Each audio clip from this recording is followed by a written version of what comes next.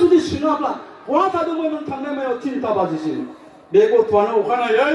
साननि 12टासिम उन्दुयो साननि 12टासिम उन्दुनानै आरो सिखारफिननानै बिमाखौ बुंहैयो गथ'आ आइयै मा जादों मावनो मा बुंब्ला मा नांगौ मावनो मा नांगौ फैसा नांगौ थाव गैया गारियाव दाने बाइक सालायनो थाव गैया आरो दिहुनना हरलायबाय आरो बेनो थांलायबाय थांना आरो गिदिंलाबायनानै बहा गिदिंलाबायनानै आरो हरनि 12टायाव फैबावबाय बिमा बिफाया खुनुदिन सोंफिना बेलाय बहा डक्टर जानो बेलाय बहा इन्जिनियार जानो बेनो 18 बोसोर जायैयावनो हाबा जागोन बेनो जौ फाग्ला जागोन बेनो गान्जा सोबग्रा जादों बेनो बेन्दाय जाग्रा जादों आरो बेबायदि जायोबा जोंनि न'खरनि फिउचारा मा जागोन मानोना जोंहाथ' दा गथ'फ्रा सासेल'सो दङ सोरबा 10 जन फिसा गोनां दंना हायोबाय गोदोनिया थागोन बे आयंमोननिया आबैमोननिया दानि दिनावथ' सानैल'सो सोरनाबा जुदि गेदेरानो फिसा हौवाबाथाय गैला सासेल' ना मेक्सिमाम सानैल' फिसा हिन्जाव सासे फिसा हौवा सासे दा फिसा हौवा सासेबा बिमा बिफा फिसा हौवा फिसाजोखौथ' बिलाइहरगोन गुबुनाव सासेल' फिसा बे सासेल' फिसायानो जुदि मोजां जायाब्ला नोंनि न'खरा मा जागोन नोंनि न'खरनि जारिमिना मा जागोन बे बुहुमनिफ्राय गोमालांगोन ना लाङा बे फिसा सासेयानो लेखा फरायनानै माबा मोनसे जाथारनांगोन आरो जुदि माबा मोनसे जानो हायाब्ला गाज्रि जाबाय होनबाथाय दिनैनि दिनाव गाज्रि जानाया माखौ होनो बे गथ'आ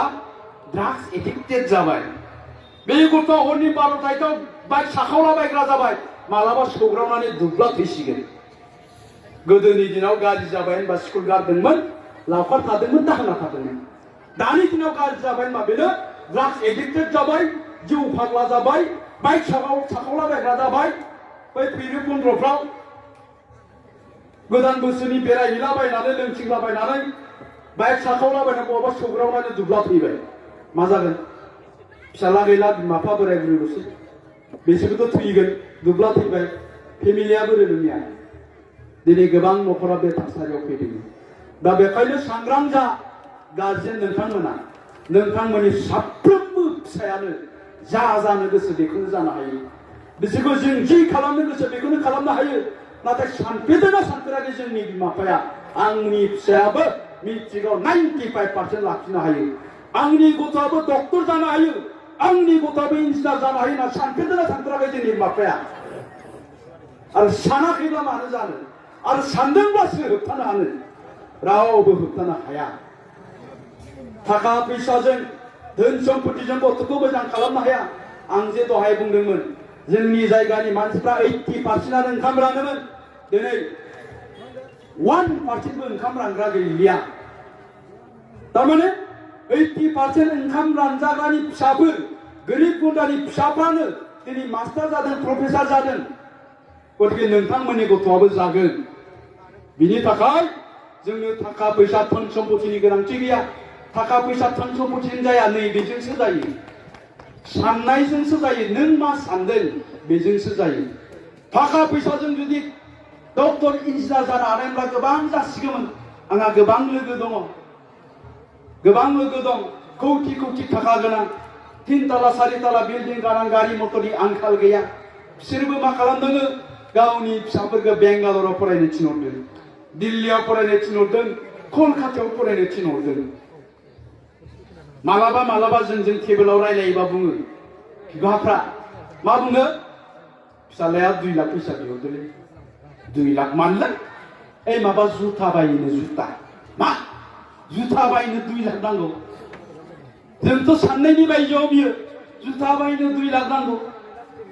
दे थाखा दं मालाय नोंसा हरगोन थिगानो दङ जुथा बायनो 2 लाख हरबाय 5 बोसोरनि उनाव दिल्लीनिफ्राय न'आव फैफिनबा माबायदि जानानै फैयो ओरै जानानै फैयो दाखंखं गोरना गेद्दा जानानै फैयो मानो ड्राग्स एडिक्टेड जानानै फैदों ड्राग्स एडिक्टेड सोङोबा सोरबा फिसालाया मा पास जानानै फैखो MSc पास जानानै फैबाय सुथा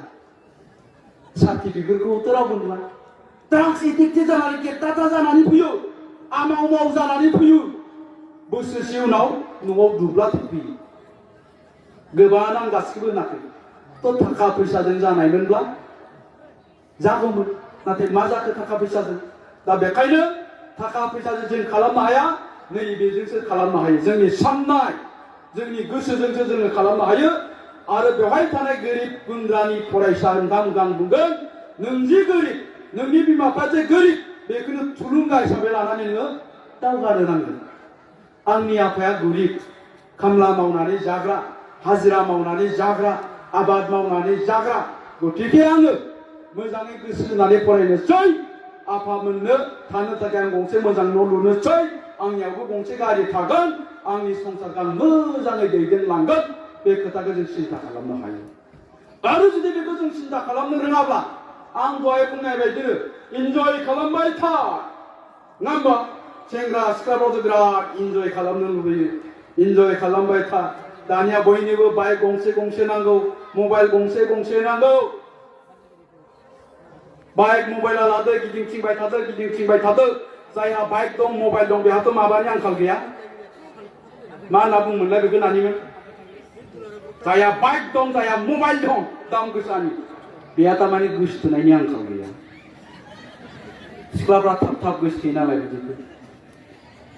बाइकबो मोनबाय मबाइलबो मोनबाय गोसोथोनाय मोनबाय गिदिंथिंबाय थाबाय मा सामफ्रामबो न'आव लायनांगौ मा सामफ्रामबो गिदिंबाय थानांगौ लाबोखानोसैलां होननानै 16 माबा 18 बोसोर जायावनो भट लाबोलायबाय आरो मा जाबावबाय 6 मास जास्लाबियावनो हिनजावाबो उसुं गुदियाव सोरजोंबा रायलायो मबाइलाव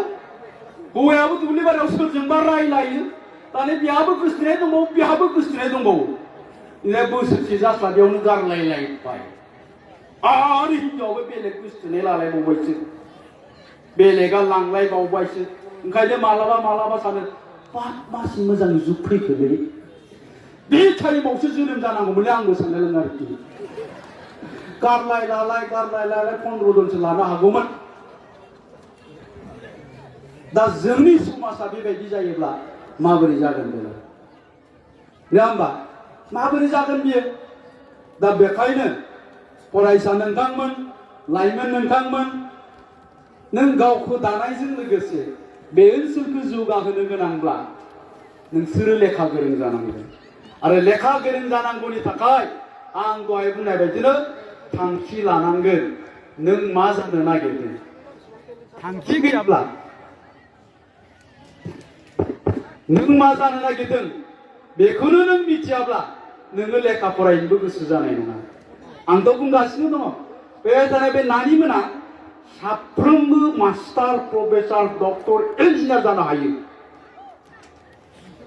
मिथिबाय दा नोङो सानफेरदोंना सानफेराखै बिनि सायावसो सोनारगोन दा सानाखैब्ला आंबो नोङो दिनैनिफ्राय नोङो सिन्था खालामनो हायो दिनैनिफ्राय थांखि लानानै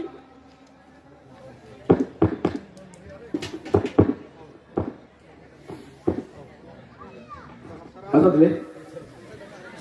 फिनिराव गारहरनांगोनला